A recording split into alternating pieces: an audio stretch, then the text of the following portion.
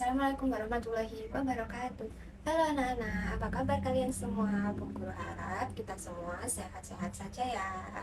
Oke, sebelum kita memulai pembelajaran, kita berdoa dulu sesuai keyakinan masing-masing. Berdoa dimulai, berdoa selesai. Oke, sebelum memulai pembelajaran, Bu Guru absen dulu ya. Ada yang tidak hadir apa enggak? Hadir semua. Oke. Oke, pembelajaran kali ini kita akan belajar tentang peduli terhadap makhluk hidup.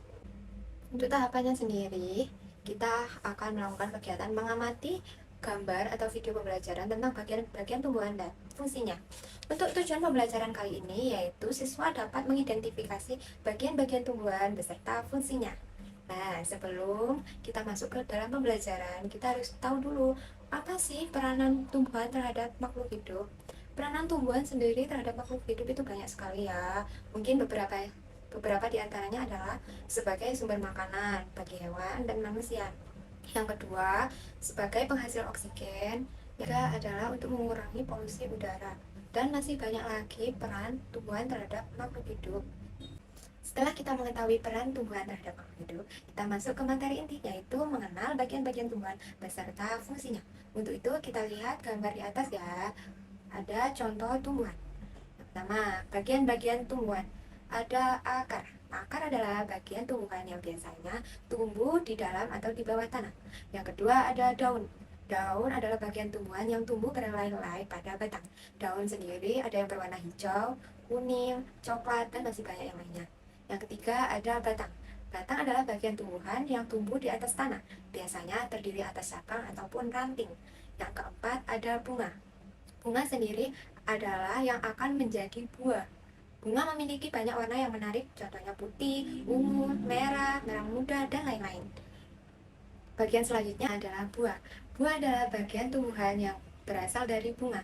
Di dalam buah sendiri terdapat bagian tumbuhan yang bernama biji. Biji adalah bagian tumbuhan yang apabila nanti kita tanam akan menghasilkan tumbuhan baru. Setelah kita mempelajari tentang bagian-bagian tumbuhan, kali ini kita akan mempelajari tentang fungsi bagian tumbuhan. Yang pertama adalah akar. Akar berfungsi sebagai penguat dan penyerapan air. Yang kedua adalah daun. Daun berfungsi sebagai alat pernapasan dan tempat memasak atau membuat makanan tumbuhan. Yang ketiga adalah batang. Batang berfungsi sebagai penopang tumbuhan biar tumbuhan tetap berdiri kokoh. Yang keempat adalah fungsi dari bunga. Bunga berfungsi sebagai tempat terjadinya penyerbukan. Yang kelima adalah buah. Buah berfungsi sebagai tempat untuk melindungi biji, serta dapat dimanfaatkan untuk dimakan oleh makhluk hidup lainnya. Yang kelima adalah biji. Biji berfungsi sebagai alat perkembangbiakan tumbuhan. Nah, kita sudah mempelajari tentang bagian-bagian beserta fungsi tumbuhan. Untuk itu, apakah ada yang ditanyakan anak-anak?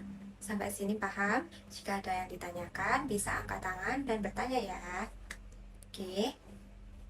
Untuk selanjutnya, Bu Guru akan kasihkan lembar kerja atau tugas mengenai identifikasi terhadap bagian-bagian tumbuhan dan fungsi dari bagian tumbuhan tersebut. Setelah mengerjakan tugas dari Bu Guru, kegiatan pembelajaran kali ini sudah berada di tahap penutup. Nah, kita sudah mengenal bagian-bagian tumbuhan, sudah mengerti tentang fungsi dari bagian tumbuhan. Nah, kesimpulannya, jika kita menemukan tumbuhan atau terdapat tumbuhan di sekitar kita, kita harus menjaga dan merawatnya dengan baik ya anak-anak. Jangan dirusak, tetap dijaga karena tumbuhan memiliki peran penting terhadap makhluk hidup dan lingkungan sekitar. Oke. Setelah selesai kegiatan pembelajaran kali ini, kita tutup dengan doa ya. Doa sesuai keyakinan masing-masing dimulai. Doa selesai. Nah, selamat jumpa dan sampai bertemu kembali di pembelajaran selanjutnya. Dadah anak-anak. Terima kasih.